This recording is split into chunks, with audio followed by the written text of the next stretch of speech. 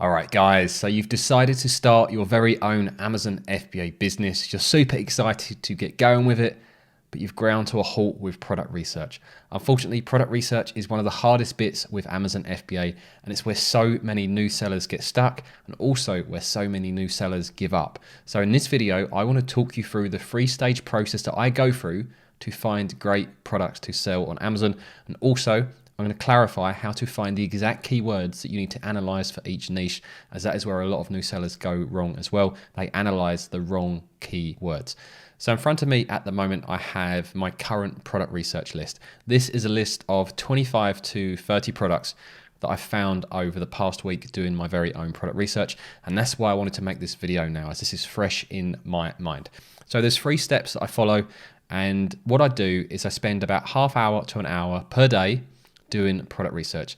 I wouldn't recommend doing a longer session than that. If you try and do a 3 or 4 hour product research session, you'll probably go crazy. But if you spend half hour to an hour per day for a week or two, after a week or so, you'll have a really good list like this of potential products that you can dive into in a lot more detail. And that's what I'm going to show you later on in this video as well, how to analyze these products fully. And then you can assess whether these products are a good fit for you, your goals, and your budget. So what is the process I actually go through? Well, the first thing that a lot of people struggle with Amazon is they don't actually know where to start with their product research. They don't know which niche to start into or which product to click on first.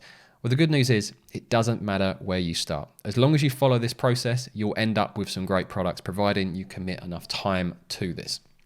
So if you already have a sector in mind that you want to go into, maybe you want to go into the pet sector, or maybe you want to go into the automobile sector, or maybe you know a lot about babies and want to go into the baby niche, then feel free to start with a product related to that sector. If not, just come to Amazon, look at some of the products they're promoting, maybe have a look at the lightning deals, and just click on a random product, and that will start you on your product research journey. So I personally prefer to avoid electronics products. So the first non-electronic product looks to be these wellies here. So I'm going to click onto the wellies, and this is the process I then want you to follow for every single product you look at. I want you to find the seller of this product, and then we're going to look at all of the other products that they sell. Now, normally this would be immediately visible in the right-hand side underneath the buy box, but as we have variations on this listing, we have to choose the variations first before we can actually access the buy box fully. So you can see it's now popped up. If we choose the non-deal price, we'll then see a link through to who it is. So it dispatches from Amazon as this FBA, but it's sold by Lakeland. So let's click on to Lakeland and let's see what other products these guys have. So scroll down to the very bottom and you'll see here, see all products currently offered by this seller. So click on that and this will show you all of Lakeland's products. Now they've got 274, so you can click through this a few pages at a time and analyze these products to see if there is anything of interest to you. So let's just do this on the first page. We're using X-Ray from Helium 10 for our sales analysis, but feel free to use whatever software you want to use. And then I look down the sales column to see what is selling well, and also at the price point that it is selling at. Now these ones here selling at £75 and selling 3,500 units per month, although that is very impressive, doing $250,000 in revenue per month, is of absolutely no interest to me, and it shouldn't be of interest to you as a new seller, because these types of sales figures are extremely difficult to achieve, and you probably don't have the money to invest in the inventory you'd need to take on this niche, and also the money you'd need to invest in PPC as well.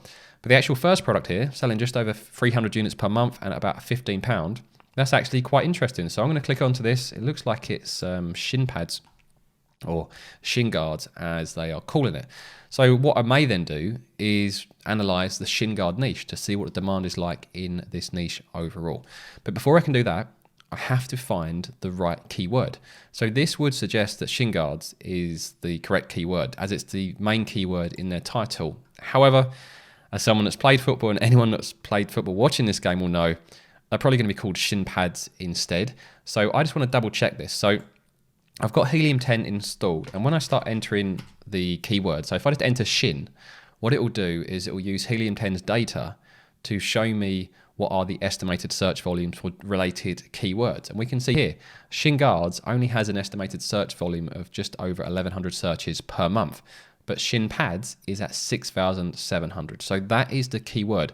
And it's very important you're analyzing the correct keyword for that niche. If you start analyzing the wrong keyword, all of the assumptions that you're going to make based on that data could be wrong. And when you launch that product, things may not go as you expect, as you analyze the wrong keywords in the first place. So for me, shin pads is almost certainly the best keyword to analyze for this particular product. So we search shin pads and then we run X-ray again, and then we can do the full analysis on this niche.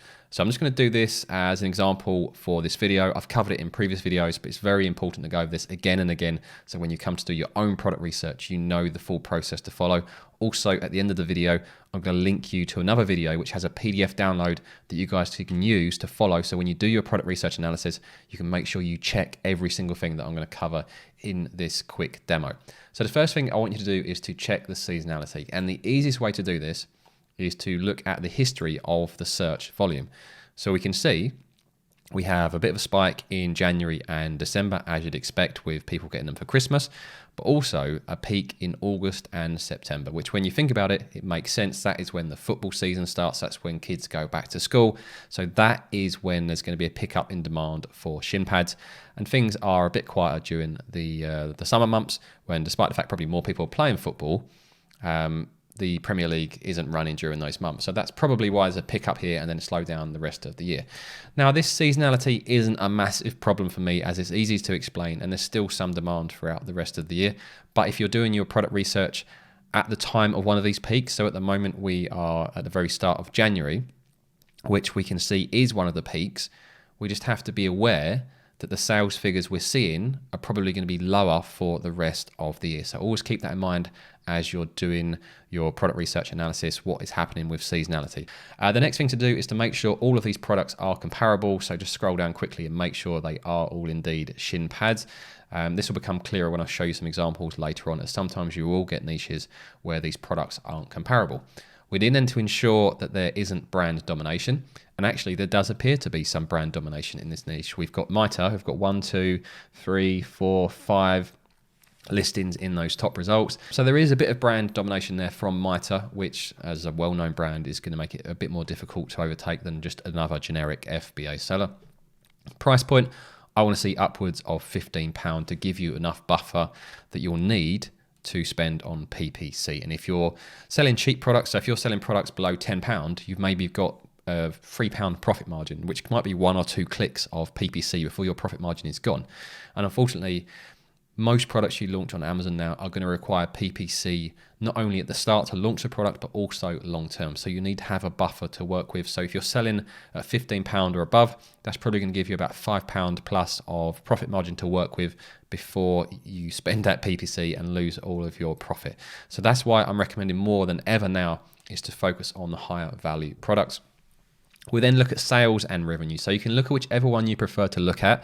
I look at both, but you just want to see what the actual sales are like in this niche. So these guys here, let's filter this first and get rid of some of these sponsored results. It'll make things a bit clearer. So these are just the organic listings. These are far too high for a new seller, but we do have a bit of a landing zone down here, around about 250 to 300 units. I would say you could potentially get listed in this niche. If you can sustain sales upwards of 300, you've got a chance of getting ranked on this first page. But or you can do it by revenue instead. So if you have an idea in mind, maybe you want to sell £6,000 of goods per month, so you can make around £2,000 because we're working roughly on 30% profit margins, then you might want to analyze based on revenue. But I usually base it on revenue and then use sales to judge how much inventory I would need to buy to achieve these revenue figures. I then look at the seller country, so I like to see at least 1 or 2 listings from GB, so from within the UK, so that we know it's possible for people that are selling in the UK already to make a profit in this niche. If you see all of these as CN, then it often suggests that profit margins are too tight to get into that niche. We then look at the fees, so we can run our profit margin figures to make sure this niche is going to be profitable. Ratings, make sure everyone's not averaging 4.8 or above, because they're averaging 4.8 or above, they're going to get 5 stars. And if lots of other products have got 5 stars, it's very difficult to maintain a 5-star average, and it's also very difficult to compete against other listings that have got 5 stars. So this niche, there's no problems at all with people averaging 4.2, 4.4, 4.5. That's completely normal. We then look at the review count. Now, the importance of this will depend on how similar your product is to the existing listing. So we've got listings on this first page with only double figures and single figures, which shows it's actually possible to get ranked on this first page. If everyone had maybe 3,000 or 4,000 or 3 or 4 figure reviews, so they're in the hundreds or thousands, then sometimes that can suggest it's more difficult to enter. But like I said at the start of this point, it's all comes down to how similar your product is to these other products. If it's quite similar, then the review count is a big problem. If your product has some unique features that really give you an edge to stand out and you offer something the other products don't offer, the review count is less of an issue. The final things I want you to check are: one, fulfillment, to make sure there's plenty of FBA products on here. If you see a lot of MFN or Amazon can be difficult to overtake, and MFN often suggests the products are quite heavy, so it may not be profitable to sell them via FBA. So as long as you've got quite a few FBAs here, you should be fine. And you've got the dimensions here so that you can do your own manual checks. You can look up the fulfillment fees for these products to ensure that your profit margins stack up. And creation date, I like to see at least maybe 1 or 2 of these products launched in the last year or two to show that it's possible to enter this niche. If you see all of these listed within the last year, it might suggest it's either a new niche, a fad niche, or there's restrictions and these products shouldn't be sold in the first place. And if you don't see any listings within the past year or two, it could show how difficult it is to enter that niche. So that gives you an idea of how I analyze a product. Like I say, I'm going to link to a video at the end of this video with a PDF download that you guys can do, that you can follow to ensure you analyze each niche correctly. But this video is all about finding the products, not so much about analyzing them. So another thing I want to show you is how people often go wrong with the keyword choice. Because like I say, you have to pick the right keywords so you can analyze the niche correctly. And the reason for this is they don't take enough time to ensure they're using the best keywords in the first place. So I've got an example here, which is over-door storage. And I want to show you an example that I was looking at yesterday. So let's run helium-10 on this again. So this is X-ray. And you can see here, let's filter out those sponsored results so you can just see the top organic results. We've got one seller here doing 1,500, 750, 390, one at 80, and one at 2,000. So when you look at the niche, you're asking the question, well, why are these guys able to hit 2,000 units per month, where these guys, who are technically organically ranked above them at the moment, are only selling 80 units? So let's try and answer that question. And there's a very cool tool we can use to do this. So I'm just going to open up both of the products and then go into these products. I'm going to run another tool from Helium-10 called Cerebro. Now, I've covered Cerebro in other videos, and what it allows you to do is to look up the product keywords for the product you're looking at and see which keywords that index for. But more recently, I've been using it in a slightly different way. So I've got both of these products open here, and I've been using it in this method to get the best keyword for a niche. So I've got these 2 products open, and the first thing I'm going to do is put in a minimum search volume. So I'm going to put in a minimum search volume of 1,000, and that will help reduce this number of keywords. So at the moment, there's 1,800 keywords, which is far too many to go through. So I'm going to filter that. Let's apply this to both products. And what I want to do is try and figure out why one is selling 2,000 units per month and one is only selling 80 units per month. So let's take a look at this one first and look at their organic rank position. So this right-hand column is what you want to focus on. Which keywords with a good search volume, so over 1,000 search volume per month, is this product ranked organically well for? And we can see here, these guys are ranked for over-door shoe storage. Let's make this a bit bigger so you guys can see. There we go. That has a search volume of about 1,000.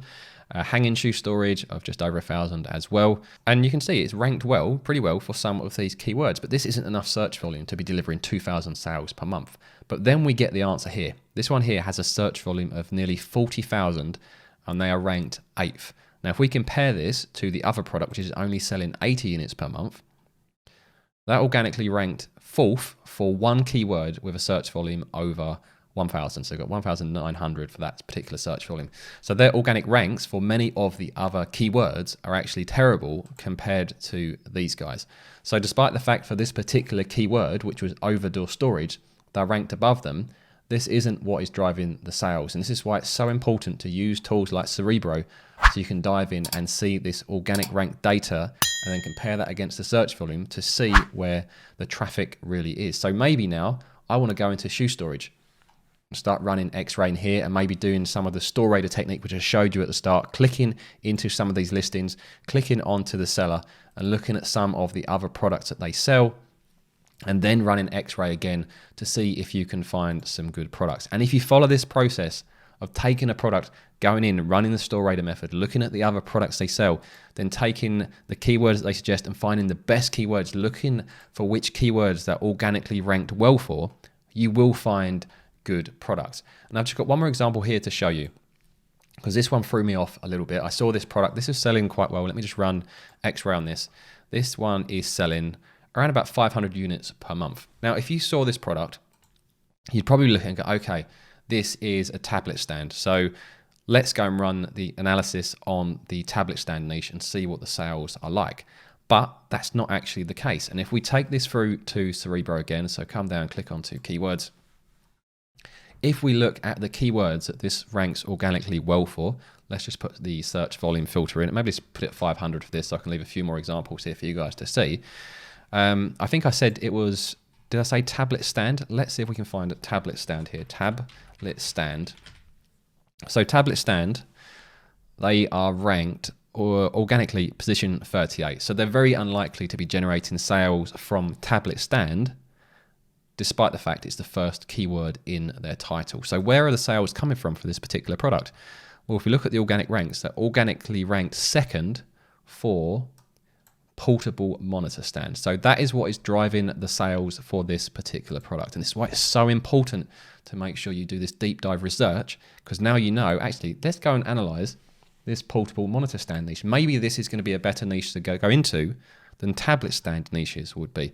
And then you can run X around that and you can do your analysis of that particular niche to see whether it's a good fit for you or not.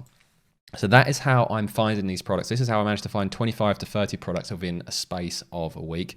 The tool that I'm using to do this is Helium 10. Like I say, it's got the X-ray sales analysis tool. It's got the search expander, which gives you different keywords, and it's also got Cerebro plus lots of other tools. So if you're going to use that, use FBA Elite 20. That will get you 20% off per month for the first 6 months. You can see that it brings it down to $80 per month. Or it will take you 25% off for the entire year if you want to buy it up front, which is the most cost-effective way to buy that. Now, once you've found these products, if you want to know how to analyze them fully and to download the checklist I was talking about, which you can see in front of you here, I'm going to link to a video now. I'm going to pop it up in front of me, click through to there, watch that video, download this PDF, and I'm sure you guys will be finding great Amazon FBA products in no time. So make sure you click on the video in front of me now, and I'll see you guys over there.